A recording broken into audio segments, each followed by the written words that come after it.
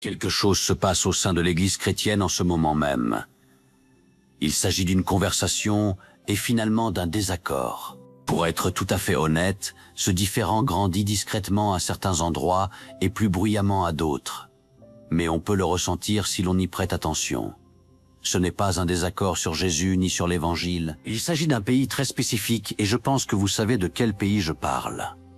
C'est dans le titre. La moitié des chrétiens américains regardent la nation moderne d'Israël et y voient le peuple élu de Dieu, retournant sur sa terre natale et accomplissant les prophéties bibliques en temps réel. L'autre moitié, qui est une part croissante surtout chez les jeunes chrétiens, les croyants orthodoxes et les nouveaux convertis, regardent ce même pays et y voient quelque chose de très différent. Ils voient une nation où le clergé chrétien subit des crachats dans les rues de Jérusalem.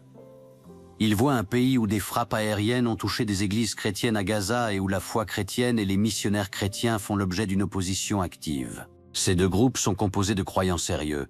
Tous deux aiment le Seigneur, tous deux lisent les mêmes écritures, et pourtant, ils parviennent à des conclusions opposées. Cela pose donc la question suivante. Quelle perspective est finalement la bonne? Voici ce que je vais faire dans les 20 prochaines minutes environ. Tout d'abord, je vais vous présenter l'argumentaire complet du sionisme chrétien dans sa version la plus intégrale et la plus solide. Ensuite, je vais vous guider à travers les prophéties. Je vais vous montrer le rassemblement d'Israël. Je vais exposer tout ce qui se passe actuellement et qui pousse des millions de chrétiens à regarder l'état moderne d'Israël et à y voir la main de Dieu à l'œuvre. Je vais défendre cet argument avec tant de conviction que, d'ici la fin de la première partie, vous comprendrez exactement pourquoi tant de chrétiens croient ce qu'ils croient. Après cela, je vais renverser la table, le fouet à la main. Je vais vous présenter l'argumentaire complet de la théologie de l'Alliance. C'est la manière dont la majorité de la foi chrétienne a réellement lu la Bible. Les pères de l'Église, les réformateurs, les orthodoxes, les catholiques. Je vais vous montrer une herméneutique complètement différente, une lecture totalement distincte des mêmes versets. Et d'ici la fin de la seconde partie, vous comprendrez pourquoi certains des chrétiens les plus fidèles ayant jamais vécu ont lu exactement la même Bible, tout en arrivant à une conclusion totalement différente concernant Israël. Enfin, pour tous ceux qui ont récemment fréquenté les commentaires sur Instagram, je vais vous montrer quelque chose que la plupart des chrétiens ignorent. Les recherches génétiques récentes, la science moderne et ce qu'elles disent de la généalogie contemporaine, afin de savoir si l'Israël antique a un quelconque lien avec l'Israël moderne. Très bien, commençons par le premier point. Voici l'argumentaire complet du sionisme chrétien. Je veux que vous essayiez réellement de percevoir cela. Mettez de côté vos idées préconçues et lisez la Bible avec moi comme si c'était la première fois que vous l'ouvriez. Dans la Genèse, chapitre 12, Dieu appelle un homme nommé Abraham hors de Mésopotamie, et il lui fait une promesse. Dieu dit, « Je ferai de toi une grande nation, et je te bénirai, je rendrai ton nom grand, et tu seras une source de bénédiction. Je bénirai ceux qui te béniront, et je maudirai celui qui te maudira, et toutes les familles de la terre seront bénies en toi. » C'est le fondement, c'est l'alliance qui lance toute l'histoire. Il s'agit d'un homme physique, Abraham, qui est devenu Abraham, et d'une famille physique dont la lignée allait finalement devenir la nation d'Israël sur une terre physique, le pays de Canaan. Quelques chapitres plus loin dans la Genèse, chapitre 15, Dieu rend cette promesse encore plus spécifique. Il dit à Abraham, « Je donne ce pays à ta postérité depuis le fleuve d'Égypte jusqu'au grand fleuve, au fleuve d'Euphrate. » Puis dans la Genèse, chapitre 17, Dieu scelle cette alliance. Il l'appelle, je cite, « une alliance éternelle ». Ce n'est pas un bail de 100 ans et ce n'est pas une offre conditionnelle, c'est éternel. C'est donc le point de départ. La Bible ouvre son grand récit rédempteur par une alliance éternelle et inconditionnelle que Dieu conclut avec un peuple physique spécifique, lié à une terre physique spécifique. Maintenant, nous allons avancer rapidement à travers l'Ancien Testament. C'est là que les prophètes interviennent et commencent à faire quelque chose de remarquable. Ils commencent à prédire qu'Israël sera dispersé, puni, exilé, mais qu'il sera finalement ramené. Écoutez le Deutéronome, chapitre 30. Moïse, s'exprimant de manière prophétique, dit ceci. « Lorsque toutes ces choses t'arriveront, la bénédiction et la malédiction que je mets devant toi, si tu les rappelles à ton cœur au milieu de toutes les nations chez lesquelles l'Éternel, ton Dieu, t'aura chassé, alors l'Éternel, ton Dieu, ramènera tes captifs et aura compassion de toi. il te rassemblera encore du milieu de tous les peuples chez lesquels l'Éternel, ton Dieu, t'aura dispersé. C'est une prophétie d'exil et de retour écrite 1400 ans avant Jésus-Christ. Ensuite, dans Jérémie chapitre 32, Dieu dit « Voici, je les rassemblerai de tous les pays où je les ai chassés, dans ma colère, dans ma fureur et dans ma grande indignation. Je les ramènerai dans ce lieu et je les ferai habiter en sûreté. » Ésaïe chapitre 11. Dans ce même temps, le Seigneur étendra une seconde fois sa main pour racheter le reste de son peuple, échappé de la Syrie et de l'Égypte, de Patros et d'Éthiopie, d'Élam, de Shinyar et de Hamath, et des îles de la mer. C'était donc le premier exil qui était prophétisé. Mais quel est le second? Dans Ézéchiel chapitre 37, nous voyons la vallée des ossements desséchés, qui est primordiale dans la théologie sioniste. Ézéchiel reçoit une vision, une vallée pleine d'eau secs, dispersés et morts. Et Dieu lui demande, « Fils de l'homme, ces eaux pourront-ils revivre ?» Puis Dieu lui ordonne de prophétiser. Et les eaux commencent à s'agiter. Ils se rapprochent les uns des autres, des nerfs et de la chair croissent sur eux, et la peau les recouvre. Puis le souffle entre en eux, et ils se tiennent debout comme une immense armée. Et Dieu explique la vision, « Fils de l'homme, ces eaux, c'est toute la maison d'Israël. Voici, ils disent, « Nos eaux sont desséchées, notre espérance est détruite, nous sommes perdus. Prophétise donc et dis-leur, ainsi parle le Seigneur l'Éternel. Voici, j'ouvrirai vos sépulcres, je vous ferai remonter de vos sépulcres, ô mon peuple, et je vous ramènerai dans le pays d'Israël. » Parlons maintenant de ce qui s'est réellement passé dans l'histoire pour examiner ces prophéties. En l'an 70 après Jésus-Christ, Rome a détruit le second temple de Jérusalem. Jérusalem a également été rasée pendant le siège, et le peuple juif a été dispersé à travers l'Empire romain. Quelques décennies plus tard, après la révolte de l'an 135 après Jésus-Christ, la dispersion est devenue presque totale et les Juifs ont été exilés de leur patrie. L'hébreu en tant que langue parlée a même disparu. La nation en tant que nation a cessé d'exister et pendant près de 2000 ans, le peuple juif a erré à travers l'Europe, l'Afrique du Nord et le Moyen-Orient. Ils ont été expulsés d'Angleterre en 1290, de France en 1394 et d'Espagne en 1492. Ils ont survécu aux pogroms, aux ghettos, aux accusations de crimes rituels, aux expulsions, aux inquisitions et enfin, au XXe siècle, à la Shoah. Tout observateur ordinaire de l'histoire avant l'établissement d'Israël aurait supposé que le peuple juif aurait été rayé de la carte. Et puis en mai 1948, l'État d'Israël a été proclamé 2000 ans après le début de la dispersion. Les Juifs sont enfin rentrés chez eux sur la terre exacte d'où ils avaient été exilés en l'an 135 après Jésus-Christ. Et enfin, la langue hébraïque a été ressuscitée. Dans Ésaïe chapitre 66, il est dit « Qui a jamais entendu rien de pareil ? Qui a jamais vu rien de semblable ? Un pays peut-il naître en un jour ? Une nation est-elle enfantée d'un seul coup ? L'État juif est né en un seul jour. » Littéralement, un sioniste chrétien regardera cela, ainsi qu'Ézéchiel 37, et dira « Que voulez-vous de plus ? Une nation morte revient à la vie sur la même terre, avec la même langue, en un seul jour, après 2000 ans d'exil. » Et nous venons de lire une prophétie vieille de 2600 ans qui décrivait exactement cela. De quelles preuves supplémentaires avez-vous besoin pour voir que Dieu est à l'œuvre? Et pour être honnête, il en a d'autres. En 1967, pendant la guerre des 6 jours, Israël a capturé la vieille ville de Jérusalem, y compris le mont du Temple. Pour la première fois depuis l'an 70 après Jésus-Christ, Jérusalem était sous contrôle souverain juif. Jésus lui-même a dit dans Luc chapitre 21 que Jérusalem sera foulée aux pieds par les nations jusqu'à ce que les temps des nations soient accomplis. De nombreux chrétiens regardent l'année 1967 et disent « Eh bien, le piétinement s'est arrêté et l'hébreu a été rétabli. » Normalement, les langues mortes restent mortes.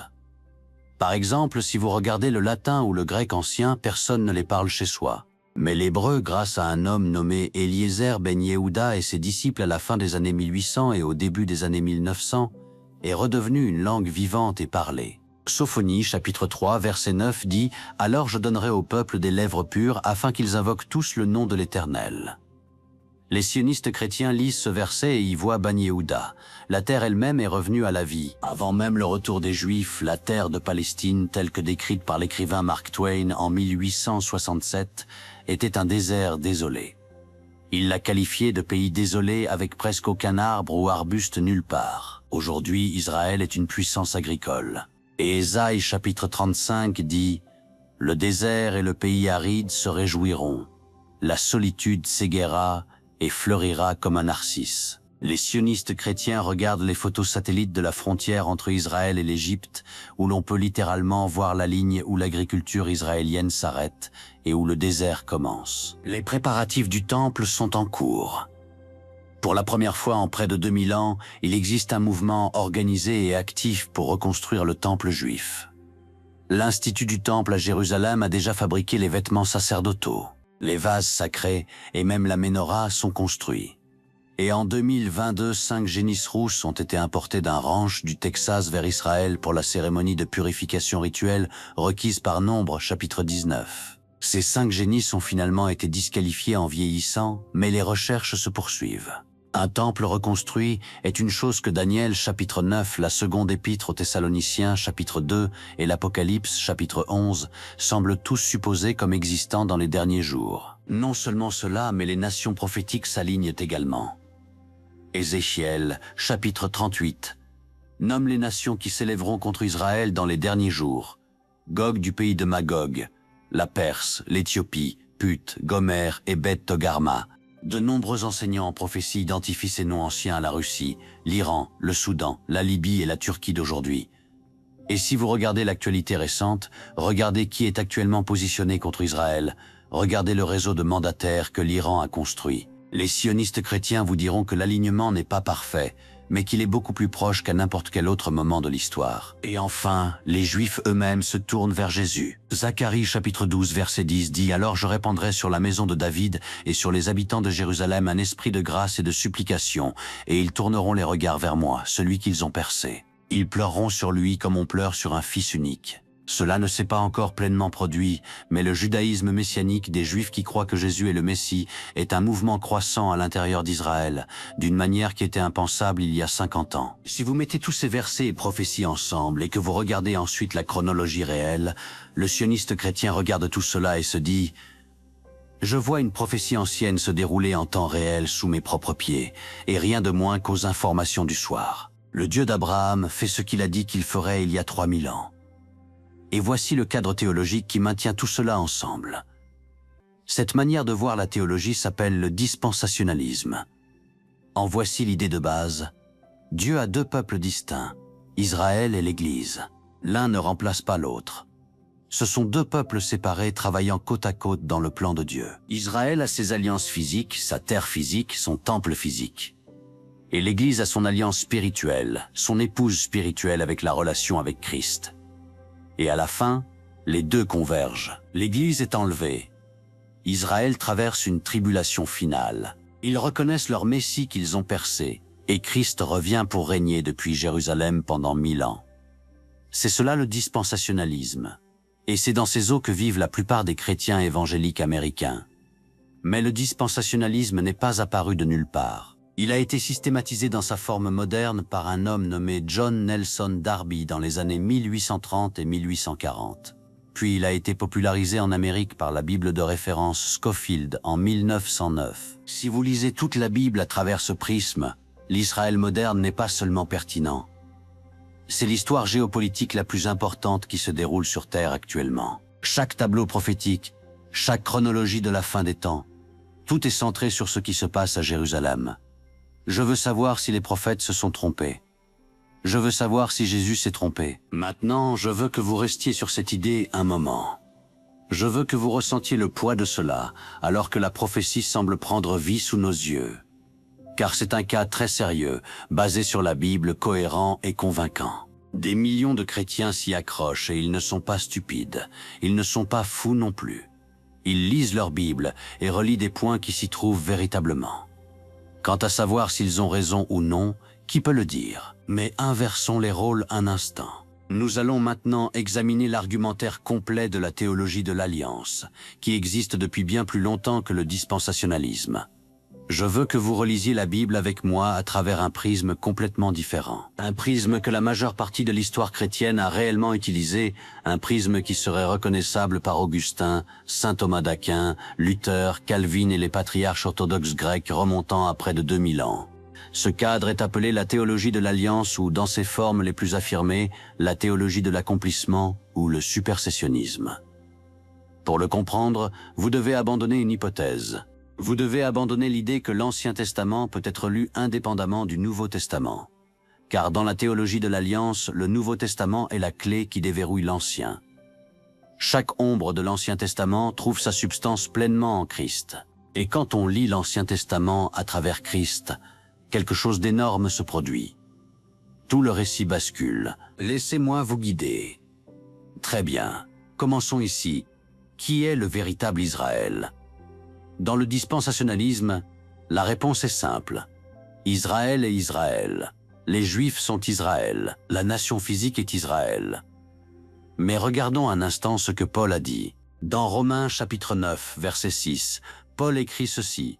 Car tous ceux qui descendent d'Israël ne sont pas Israël, et, pour être la postérité d'Abraham, ils ne sont pas tous ses enfants. Paul dit ici quelque chose de radical. Il dit qu'il y a un Israël selon la chair et qu'il y a un Israël selon l'esprit, et que ce ne sont pas les mêmes groupes. Ensuite, passons aux Romains, chapitre 2, versets 28 et 29. Paul dit encore, « Le juif ce n'est pas celui qui en a les dehors, et la circoncision ce n'est pas celle qui est visible dans la chair. Mais le juif c'est celui qui l'est intérieurement, et la circoncision c'est celle du cœur, selon l'esprit et non selon la lettre. » Ici, Paul redéfinit fondamentalement ce que signifie être juif alors qu'il est lui-même un converti juif. Il dit que la véritable judéité n'est pas une ethnicité, c'est la foi, c'est l'esprit, c'est le cœur. Maintenant, allons à l'Épître aux Galates, chapitre 3. C'est le coup de grâce pour ainsi dire. Galates, chapitre 3, verset 7. Reconnaissez donc que ce sont ceux qui ont la foi qui sont fils d'Abraham. Et maintenant le verset 29. Et si vous êtes à Christ, vous êtes donc la postérité d'Abraham, héritier selon la promesse. Paul dit que si vous appartenez à Christ, vous êtes la semence d'Abraham. Point final. Que vous soyez juif ou gentil, l'alliance avec Abraham ne s'hérite pas par la chair et le sang. Elle s'hérite par la foi. Passons à la première épître de Pierre, chapitre 2. Pierre écrit à une église largement composée de gentils en Asie mineure. Et il dit au verset 9, « Vous, au contraire, vous êtes une race élue, un sacerdoce royal, une nation sainte, un peuple acquis. » Ce langage, race élue, sacerdoce royal, nation sainte. Pierre le cite directement de l'Exode, chapitre 19, où Dieu disait initialement ces choses à propos du peuple juif au mont Sinaï. Et Pierre l'applique sans s'en excuser à l'église chrétienne gentille. Voici la revendication de la théologie de l'Alliance. L'église elle-même est le nouvel Israël. C'est le véritable Israël. C'est l'accomplissement de la nation d'Israël de l'Ancien Testament. L'Israël de Dieu, comme Paul l'appelle dans Galates, chapitre 6, verset 16. Non pas parce que les Juifs ethniques ont été expulsés, mais parce que Christ est le véritable Israël, et que quiconque est uni à Christ est greffé sur le véritable Israël. Laissez-moi vous montrer comment cela change votre lecture de la prophétie de l'Ancien Testament. Reprenons Ézéchiel 37 avec les ossements desséchés. Le dispensationaliste lit cela et voit l'année 1948, l'État juif renaissant de la Shoah. Mais lisez-le comme les pères de l'Église l'ont lu et vous verrez que les os sont morts. Ils entendent la parole de Dieu prêchée. Ils reviennent à la vie. Ils reçoivent le souffle, qui en hébreu, ruach, signifie esprit. Et ils deviennent une armée immense. Cela vous rappelle-t-il quelque chose?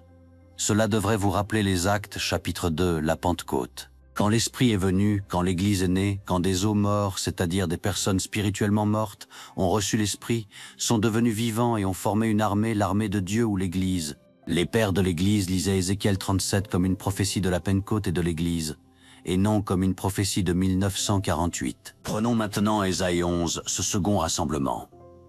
Le dispensationaliste lit cela et voit les Juifs revenir de la diaspora vers l'État moderne d'Israël. Mais les pères de l'Église le lisaient et y voyaient l'Évangile se propageant dans chaque nation. Le rassemblement n'est pas un retour physique sur une terre physique.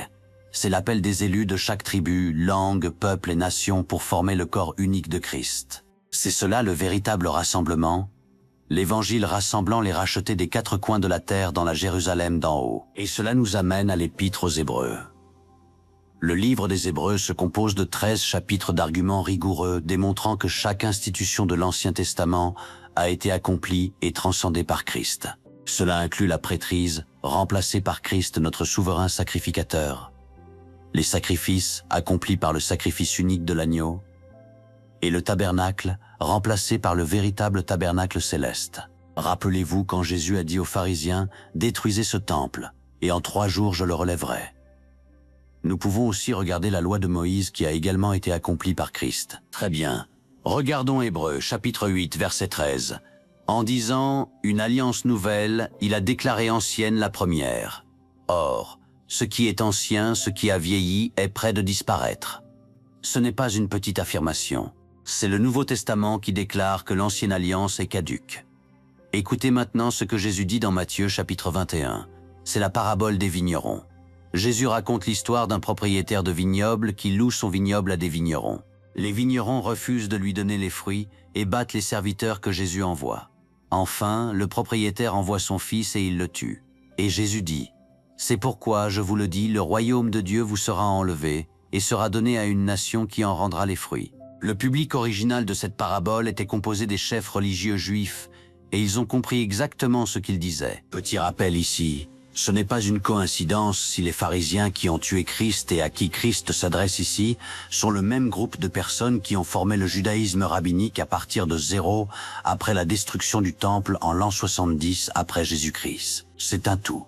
Matthieu nous dit au verset 45 « Après avoir entendu ces paraboles, les principaux sacrificateurs et les pharisiens comprirent que c'était d'eux qu'il parlait. Jésus lui-même a dit « Le royaume vous sera enlevé et sera donné à un nouveau peuple qui en produira les fruits. » Puis, dans Matthieu 23, à la fin des 7 malheurs, Jésus regarde Jérusalem et dit « Voici, votre maison vous sera laissée déserte. » Ce n'est pas subtil. C'est une déclaration d'alliance. Le temple, la prêtrise, Jérusalem elle-même sont déserts. Et 40 ans plus tard, après la résurrection de Christ, nous sommes en l'an 70 après Jésus-Christ et Rome a accompli ses paroles à la lettre, détruisant littéralement Israël, le rasant au sol de telle sorte qu'il n'a jamais été reconstruit. Plus précisément, le temple n'a pas été reconstruit même si Israël l'a été.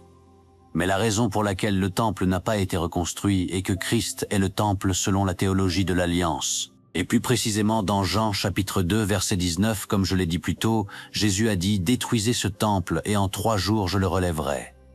Jean nous dit explicitement qu'il parlait du temple de son corps. Jésus est le temple. L'Église est le temple parce que l'Église est le corps de Christ. Un temple de pierre reconstruit à Jérusalem serait un retour en arrière, pas un progrès. Laissez-moi vous montrer quelque chose d'encore plus grand. Si nous regardons l'Apocalypse, chapitre 21, Jean voit une vision de la nouvelle Jérusalem descendant du ciel, la demeure de Dieu avec les hommes. Écoutez ceci au verset 22. « Je ne vis point de temple dans la ville, car le Seigneur Dieu Tout-Puissant est son temple, ainsi que l'agneau. » Dans la vision éternelle finale du royaume parfait de Dieu, il n'y a pas de temple parce que Dieu lui-même est le temple. Construire un temple physique dans la Jérusalem moderne, dirait la théologie de l'Alliance, c'est passer totalement à côté de ce que Christ est venu faire. Et maintenant, pour rassembler tout cela, voici le cadre de la théologie de l'Alliance. Dieu a toujours eu un seul peuple. La nation d'Israël est sortie d'Égypte pour former Israël en Canaan, où la lignée de David mènerait finalement à Christ, qui accomplit la prophétie de l'Ancien Testament, où l'ancienne alliance a été démolie et où Christ devient la nouvelle alliance. Israël devient l'Église. C'est une seule alliance, une seule histoire de rédemption et une seule épouse pour Christ. La nation physique d'Israël dans l'Ancien Testament n'était qu'une ombre. C'était un type, une image pointant vers la réalité. La réalité, c'est Christ et l'Église de Christ. La véritable terre est le nouveau ciel et la terre. Et le véritable temple est le corps de Christ. Lorsqu'un théologien de l'Alliance regarde l'année 1948, il ne nie pas que cela se soit produit. Il ne nie même pas que cela puisse être politiquement significatif. Mais il nie que cela revêt un poids théologique spécial, car selon son cadre, les promesses faites à Abraham ne concernaient pas un morceau de terre au Moyen-Orient.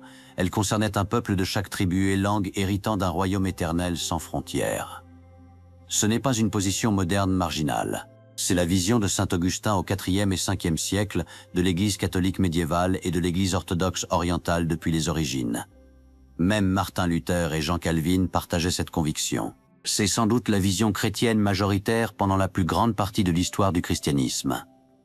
Le dispensationalisme, en revanche, a environ 200 ans. Vous avez donc deux cadres bibliques massifs, sérieux et intellectuellement cohérents. Ils lisent la même Bible, les mêmes versets et voient des images complètement différentes, et ils souhaitent que l'argent aille dans des endroits totalement différents. Maintenant, je veux parler d'une chose de plus, car la question se pose. L'Israël que nous connaissons aujourd'hui est-il l'Israël d'autrefois? Voici quelque chose que les chrétiens ne savent pas. L'un des arguments que l'on entend parfois du côté anti-israélien, surtout en ligne, est que les juifs ashkénazes modernes, qui constituent la majorité de la population juive mondiale aujourd'hui, ne descendent pas vraiment de l'Israël biblique. Vous entendrez des affirmations selon lesquelles ils sont en réalité des Khazars, un peuple d'Asie centrale qui se serait converti au judaïsme au 8e siècle. Vous entendrez qu'ils sont génétiquement européens et n'ont aucun lien réel avec la terre d'Israël. L'implication est que toute l'histoire du rassemblement est fausse, que les Juifs en Israël aujourd'hui ne sont pas réellement les descendants d'Abraham et qu'ils ne sont en réalité que des Européens. Que dit réellement la science à ce sujet? Au cours des 20 dernières années, les chercheurs en génétique ont pu étudier cela directement et les résultats sont assez remarquables. Plusieurs études majeures utilisant l'ADN du chromosome Y, l'ADN mitochondrial et une analyse complète du génome ont convergé vers un portrait génétique similaire s'inscrivant dans l'histoire. Les Juifs ashkénazes modernes tirent entre environ 40% et 60% de leur ascendance de l'Ancien Levant, c'est-à-dire le Moyen-Orient, la terre de Canaan. Une étude de 2020 publiée dans la revue Cell a analysé l'ADN ancien provenant de restes cananéens de l'âge du bronze trouvés à Megiddo, un site biblique majeur. Et les chercheurs ont découvert que les populations juives modernes, y compris les juifs ashkénazes, ainsi que les populations palestiniennes et libanaises modernes, partagent 50% ou plus de leur ascendance avec les anciens cananéens.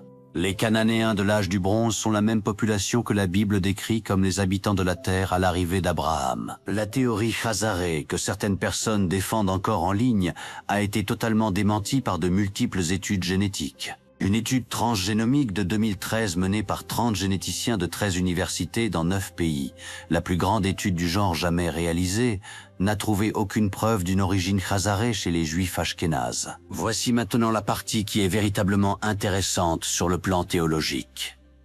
La science ne se contente pas de relier les juifs modernes à l'ancienne Canaan. Elle relie les juifs modernes et les palestiniens modernes en tant que cousins génétiques. Les deux groupes partagent une ascendance substantielle provenant de la même population levantine de l'âge du bronze. Le conflit qui se déroule actuellement sur cette terre génétiquement parlant est un conflit entre des personnes qui partagent des racines communes profondes. Mais pour notre propos, voici ce qui importe. Quand vous entendez quelqu'un affirmer que les Juifs de l'Israël moderne ne sont pas réellement les Juifs de la Bible, la science génétique ne soutient pas cette affirmation. Il existe un fil de continuité réel et vérifiable au niveau de l'ADN, allant des Cananéens de l'âge du bronze aux Hébreux, en passant par la diaspora jusqu'à l'État moderne d'Israël. Quelle que soit votre opinion sur le reste, ce fil généalogique spécifique est bien réel. D'accord. Où est-ce que je me situe personnellement dans toute cette conversation? Personnellement, je crois que la théologie de l'Alliance explique qui est Christ dans son plein accomplissement en tant que salut ultime d'un peuple et d'une lignée, particulièrement avec la fin et l'accomplissement de la loi et de l'Ancienne Alliance. J'ai été élevé dans un environnement dispensationaliste où l'on regarde la Bible, on établit des liens et on tire des conclusions et en temps réel, ces conclusions semblent être tout sauf fortuites. Et en toute honnêteté, elles ne sont peut-être pas fortuites aujourd'hui non plus. Je pense que Dieu est assez souverain pour que deux choses puissent être vraies en même temps. Ce n'est pas une façon pour moi de me défiler. C'est simplement reconnaître que nous ne pouvons déterminer les choses que sur une ligne temporelle chronologique tridimensionnelle de notre propre compréhension et que nous ne savons tout simplement pas tout. J'ai aussi du mal à m'éloigner des pères de l'Église qui nous ont donné le christianisme de Nicée en 325. Fondamentalement, les pères de l'Église qui nous ont donné la Bible chrétienne que nous connaissons aujourd'hui étaient les mêmes pères de l'Église qui croyaient au plein accomplissement de Christ à travers l'Ancien Testament. Nous ne sommes pas appelés à dire que nous avons absolument raison ou absolument tort. En tant que chrétiens, nous sommes appelés à une relation avec le Seigneur par Jésus-Christ. Et au bout du compte, c'est vraiment de cela qu'il s'agit. Personne ne peut dire avec une confiance absolue quelle est la vérité. Par la seule grâce de Dieu, nous nous agenouillerons devant lui et nous connaîtrons la vérité un jour. Nous aimerions vous donner l'opportunité de faire de Jésus le Seigneur de votre vie. Voulez-vous bien prier avec moi? Dites Seigneur Jésus, je me repens de mes péchés. Viens dans mon cœur. Je fais de toi mon Seigneur et Sauveur. Et merci Seigneur pour le baptême du Saint-Esprit en moi. Dans le nom de Jésus. Par cette simple prière, nous croyons que le Saint-Esprit vous conduit sur le chemin de la nouvelle naissance.